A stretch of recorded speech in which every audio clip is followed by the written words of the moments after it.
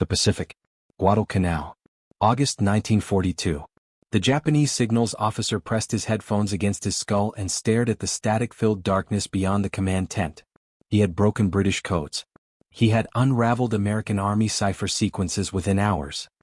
He had built his career on the certainty that every language, every system of symbols, every attempt humans made to cloak their intentions, could eventually be bent open by a patient and disciplined mind. But tonight something was different.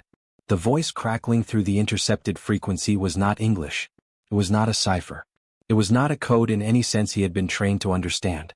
It was something older. Something that lived beneath the floor of recorded history. Something that sounded, almost, alive. He wrote in his log, unknown language. Origin, American frequency. Cannot classify. Cannot decode. He would spend the next 3 years trying. He would never succeed. The Second World War was, at its deepest level, a war of information. Not just bullets and bayonets.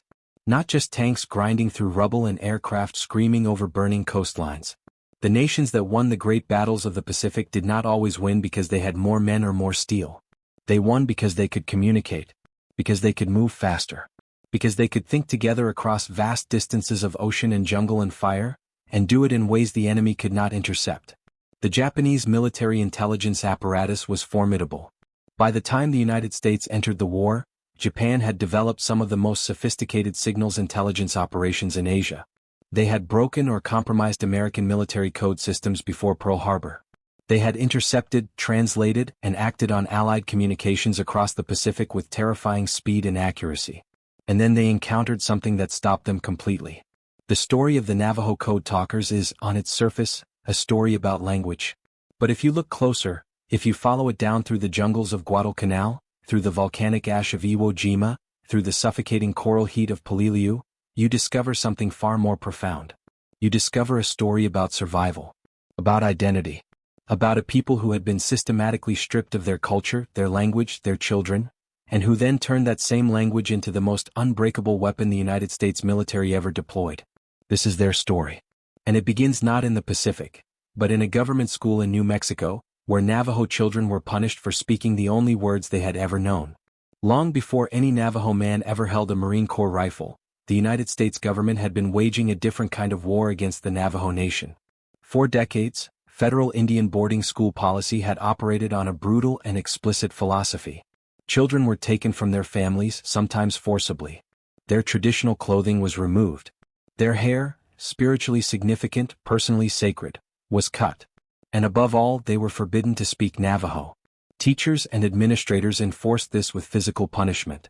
Students who were caught speaking their language in the hallways or dormitories were beaten, humiliated, made to stand as examples. The goal, as it was articulated by federal policy with disturbing clarity, was to destroy the Indian in order to save the man. The Navajo language itself was considered primitive, a relic, something that had no value in the modern world. American institutions spent enormous energy trying to eradicate it. Then came the war. And suddenly, that same language, the one the government had tried so hard to destroy, became the most valuable linguistic weapon on earth. The idea did not come from a general.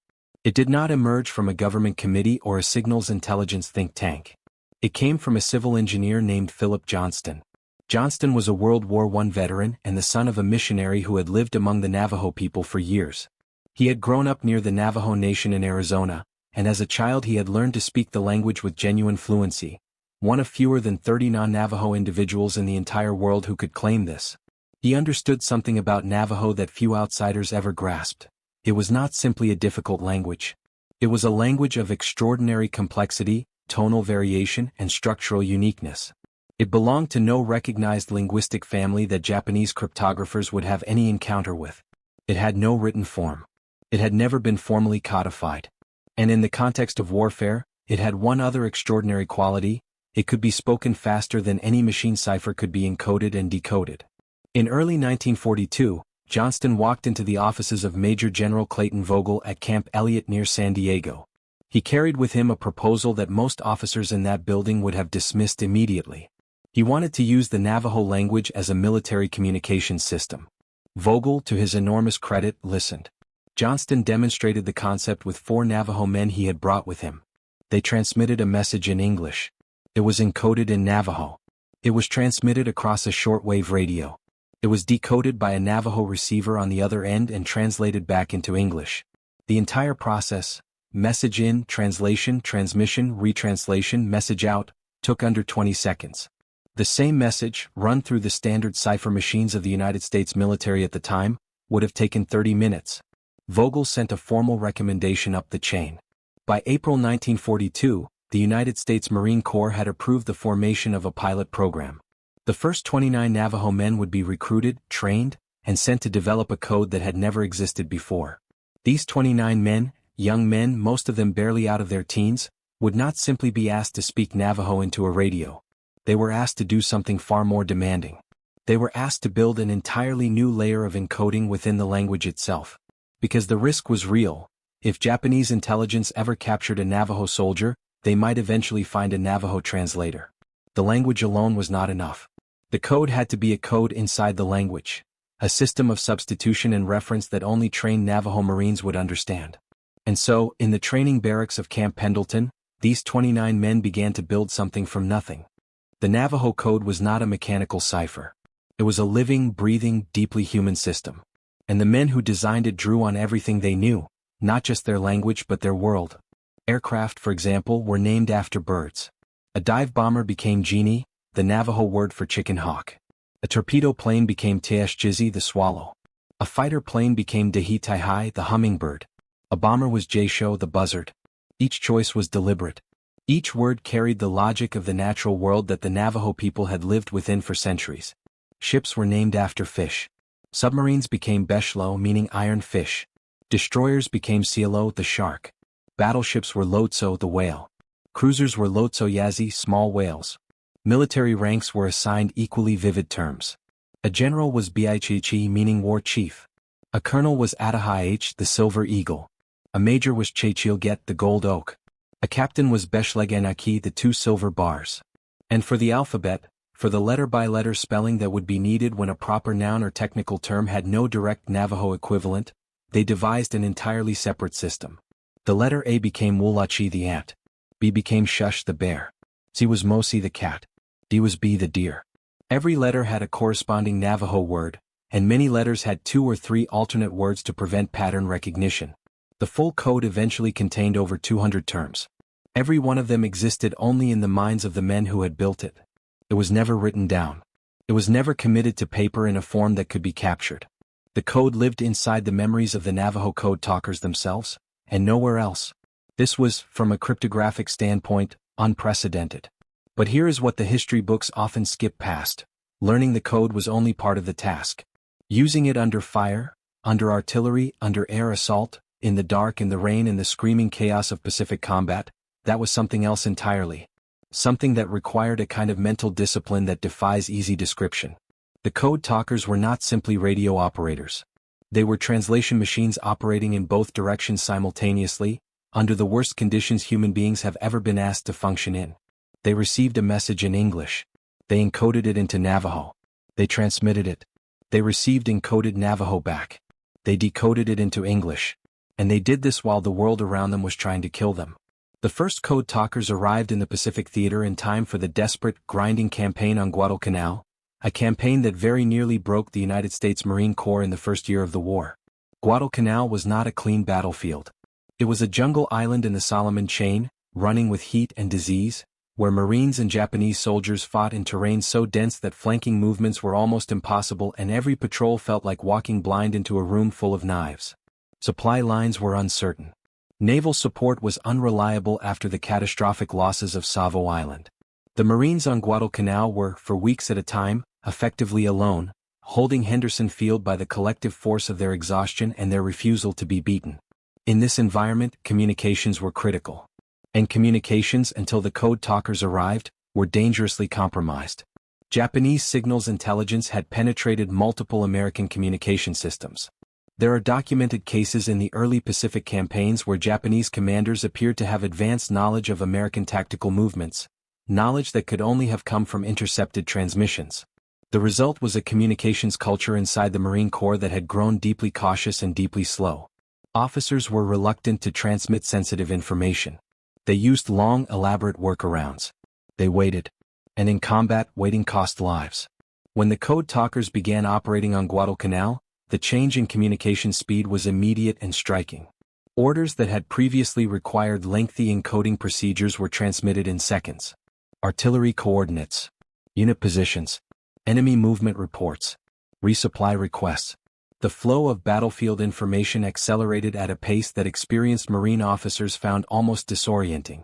Major Howard Connor, who would later serve as the signal officer for the 5th Marine Division at Iwo Jima, was among the first senior officers to fully grasp what the Code Talkers represented. He requested as many as he could get. He placed them at every critical communication node he could justify. And he watched as the tactical picture around him became cleaner, faster, and more reliable than anything he had experienced in the Pacific War. But the Japanese signals teams were watching too.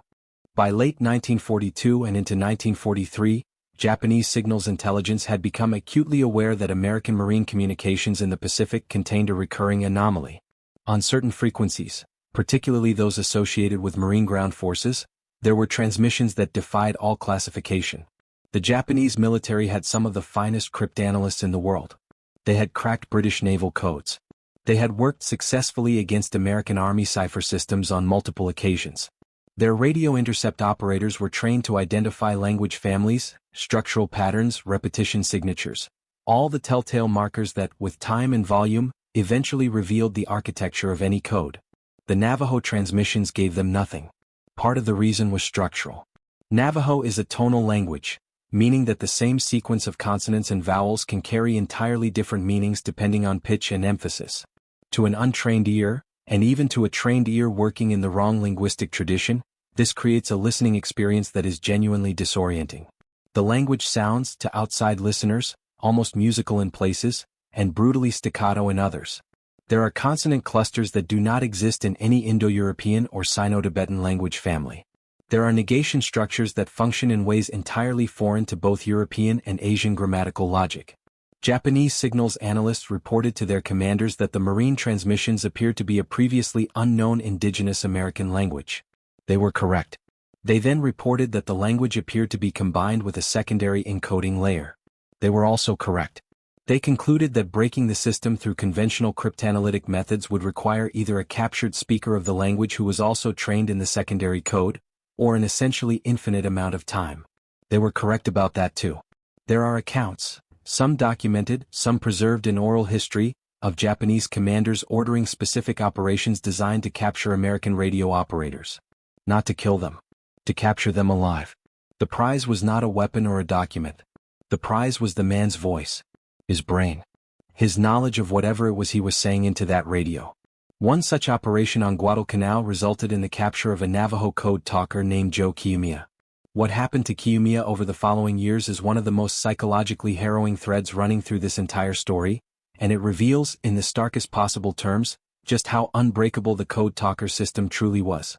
Joe Kiyomiya was not a Code Talker. This fact is crucial. He was a Navajo man serving in the United States Army, not the Marines, and he had not been trained in the code. He had not been part of the original 29.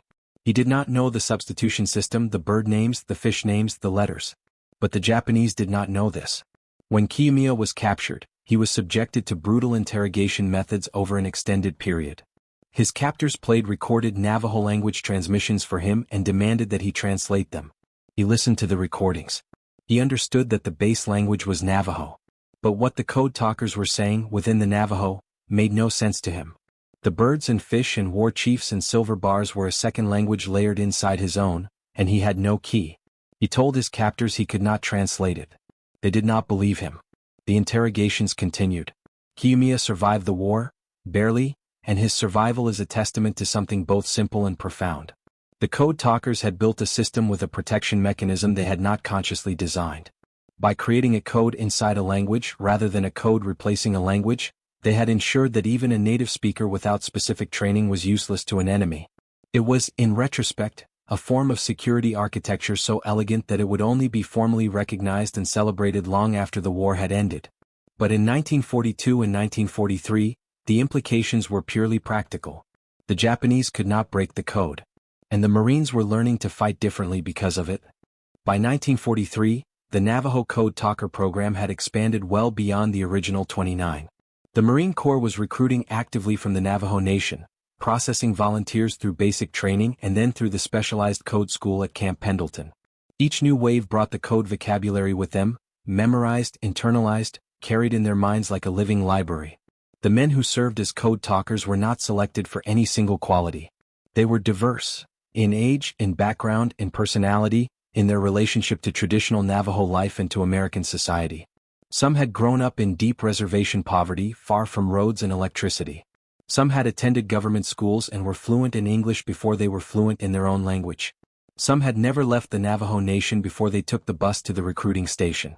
Some had been to cities, had worked in war industries, had experienced the wider American world in ways their fathers never had. What they shared was the language. That bedrock, that living inheritance, that thing the government had spent decades trying to take from them. And now that same government was asking them, asking very politely, with enormous need, to give it back. To offer it up in service of a war that had, until very recently, shown the Navajo people very little reason for gratitude. That they came, and came in significant numbers, says something about the complexity of identity that no documentary can fully capture. They were citizens of the United States who had been denied full citizenship rights in Arizona and New Mexico until 1948. They were veterans of a people who had survived the Long Walk, the forced relocation of 1864, when 9,000 Navajo men, women, and children were marched at gunpoint 300 miles across the desert to a barren military reservation at Bosque Redondo, where hundreds died of starvation and disease. They were the descendants of a people who had fought the United States government and made peace with it and watched as that peace was violated and renegotiated and violated again. And yet they came. They raised their hands. They took the oath. There is no single explanation for this that does not flatten what was, for each individual man, a profoundly personal decision. Some spoke of patriotism, a love not of the government that had wronged their families but of the land, the actual earth, the Red Canyon country and the Sage Flats and the high mesas that had been Navajo land before any map called it anything else. For others, it was simpler. Their brothers were going, their cousins were going, the men of their generation were being called, and you went when you were called because that was what men did. For all of them, whatever their private reasons, the war they entered was the same war. Brutal. Hot. Endless. And now theirs to carry. By the time the Marine Corps reached the island of Bougainville in late 1943, the Code Talkers had become a standard and essential element of Marine divisional communications. Each regiment had Code Talkers assigned to it. Each battalion that could manage it had Navajo speakers at its radio stations.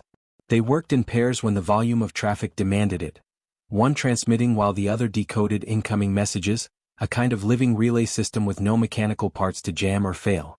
The speed advantages continued to compound. At Bougainville, Marine officers reported that the Code Talkers were enabling a tempo of communications that Japanese defenders simply could not match or anticipate. When a Japanese position was spotted, the information traveled from forward observer to artillery battery to confirming officer and back in a cycle that was orders of magnitude faster than the Japanese could process the same tactical reality through their own command structure. This was not a marginal advantage. In the Pacific, where terrain made coordination between adjacent units extraordinarily difficult, the ability to share accurate information fast was the difference between a patrol that caught an enemy ambush and a patrol that walked into one. Japanese commanders on Bougainville reported repeatedly in after-action analyses that American Marine ground forces seemed to react to Japanese movements with uncanny speed. That Marine artillery seemed to respond to situations almost before they had fully developed. That there was something about the way American Marine units communicated with each other that felt, the word appears in Japanese military reports with almost uncomfortable frequency, wrong. Not wrong in the sense of failure. Wrong in the sense of impossibility. The Americans were doing something that should not have been possible. And nobody in Japanese intelligence could explain what it was. The battle for Peleliu in September and October of 1944 remains one of the most brutal and costly engagements in Marine Corps history. The island was small, barely 6 miles long, but it contained a network of fortified coral caves and ridgelines that the Japanese defenders had turned into a nearly impregnable natural fortress. The fighting was close, vicious, and hideously attritional. Temperatures on the island regularly exceeded 115 degrees. Water was scarce. The terrain cut men apart physically even before the enemy touched them. At Peleliu, the Code Talkers operated under conditions that tested the absolute limits of human endurance. They transmitted under fire. They decoded messages while artillery shells were landing within meters of their positions. They maintained their composure, And more than composure, their precision, their speed, their absolute accuracy, in an environment designed to make composure impossible. One of the qualities that made the Code Talkers exceptional was not just linguistic. It was psychological. The Marine Corps had selected them partly on the understanding that radio operators needed to remain calm under fire, to speak clearly and deliberately even when the world was falling apart around them. The training at Camp Pendleton had specifically prepared them for this. But the Code Talkers brought something additional to that training, a cultural relationship to patience, discipline, and the long view that many of their fellow Marines found remarkable. Several Code Talkers recalled in later interviews that their elders had prepared them for war in ways that went beyond the physical.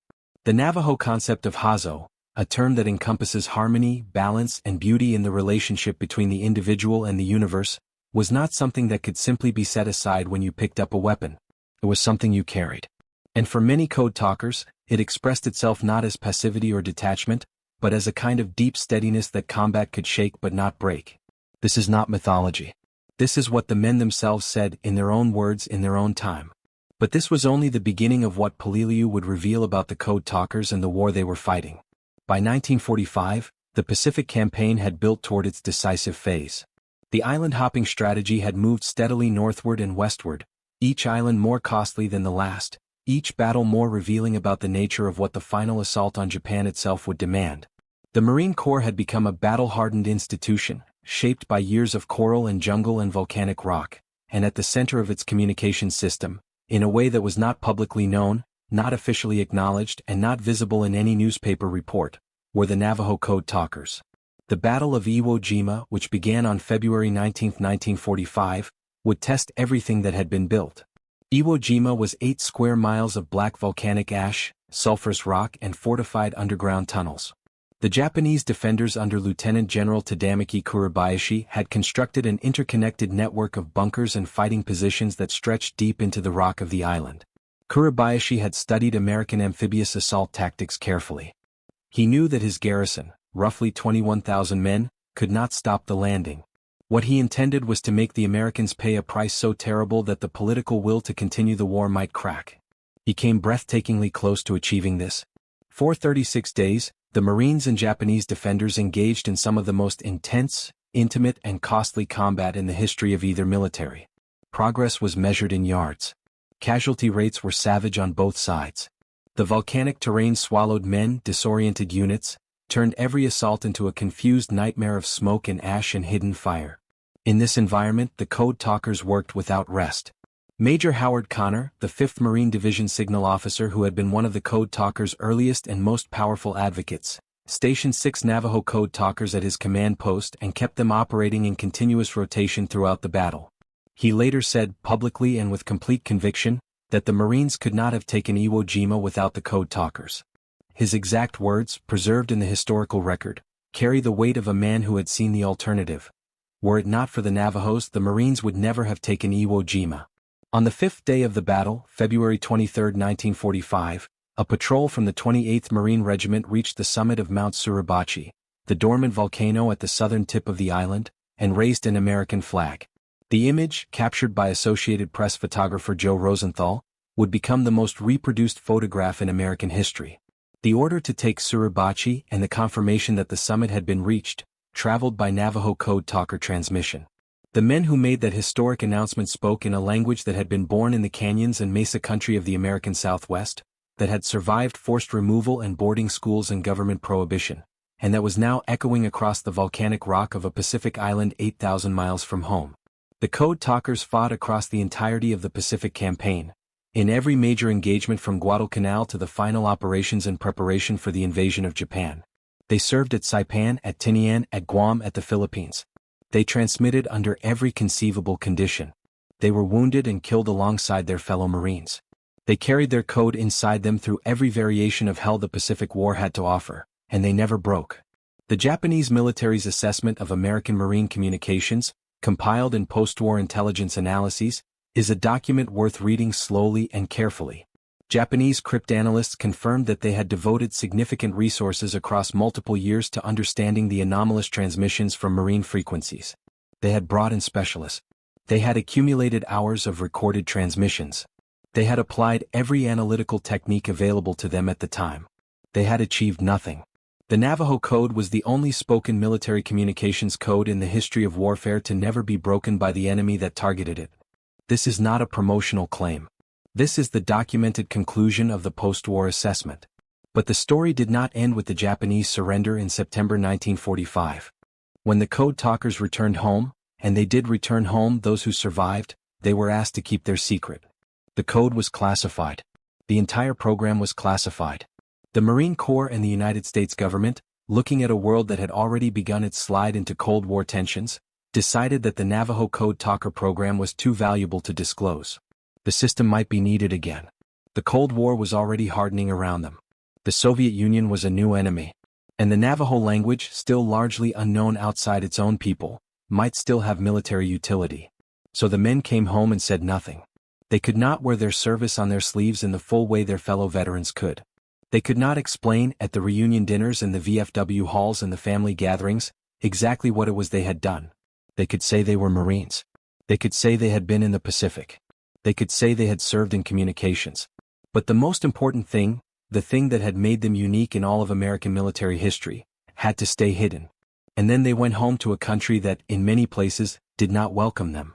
In 1945, Navajo veterans returning to Arizona and New Mexico could not vote, could not drink at certain bars, were told to use separate entrances in certain towns, were denied the full recognition that the country extended to white veterans who had served beside them in the same jungles, under the same fire, for the same flag.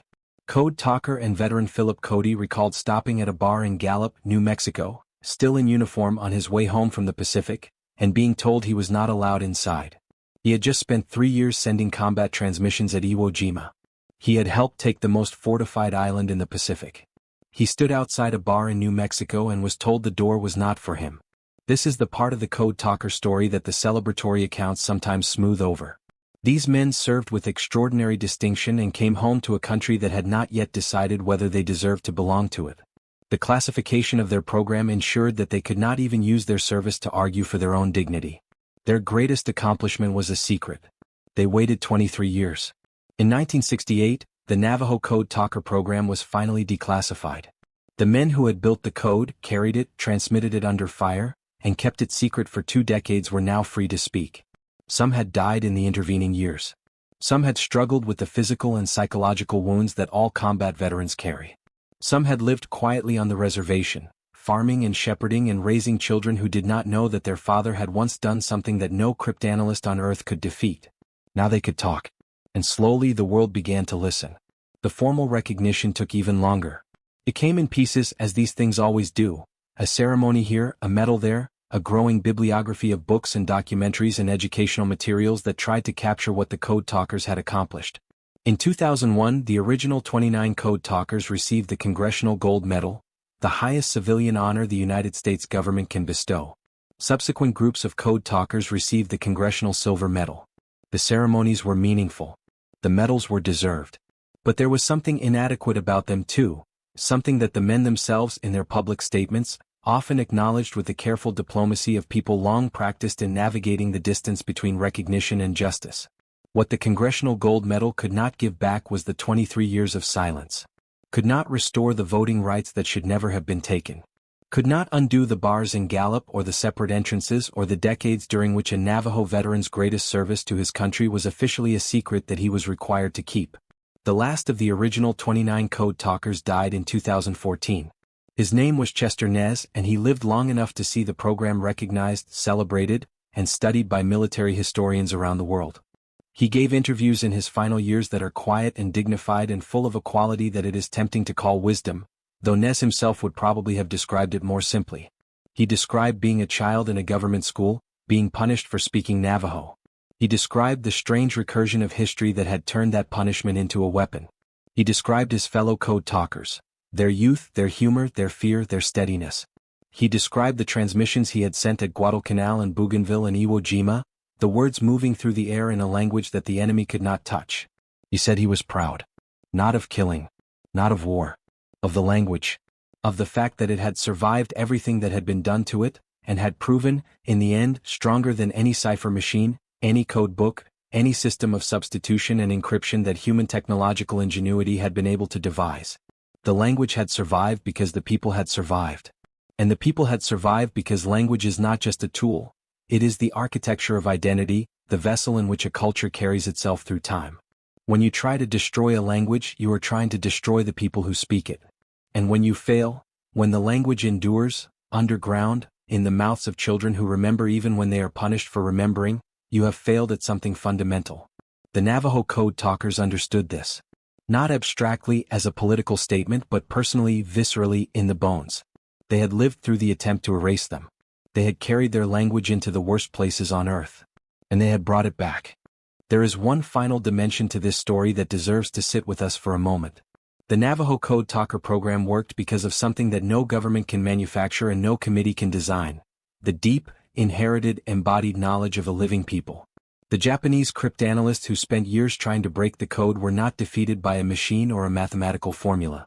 They were defeated by the accumulated centuries of a people's existence, by the way a language grows over generations in a specific landscape and carries within its structure the entire history of the minds that made it. You cannot decode that. Not because it is hidden, but because it is not a code at all. It is a life. Every transmission the Code Talkers sent across the Pacific was, in some sense, an act of cultural survival.